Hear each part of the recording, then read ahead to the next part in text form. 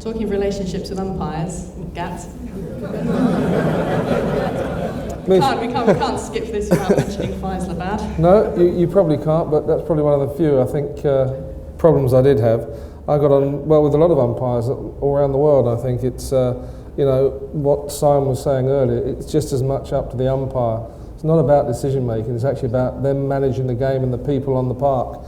And that's really what you want to see from me, for a good umpire. It's not all about decision making. It's about how they handle the game, how they work with the players, how they stop situations from happening before they do. And I think that to me is more as anything. You know, we talk about in the recreational game.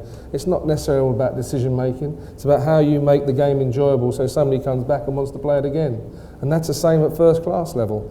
You know, you want to play in a game that's enjoyable. You've got to respect what the umpires are, and sometimes they have to make, you know, tough decisions. Say, "Come on, boys, settle down." But it's the way they do it and how they do it makes the game a much better game for everybody concerned. Were there any difficulties for you after what happened with Shakoor Rana? For example, the next match you played and your relationship with other umpires who had just seen that blow up and perhaps seen the photograph that was blown around the world.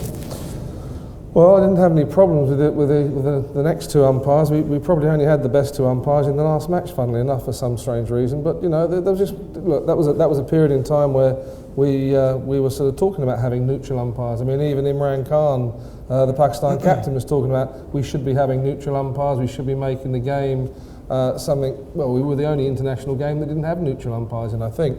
So that's no excuse for my behaviour. But at the same time, it takes two, as they say, and we didn't agree on something, so we had to have a discussion. Sadly, it was at the end of the day of a game's cricket, which probably wasn't the best time to do it, but it happened. And when you're passionate about a game, that does happen, unfortunately.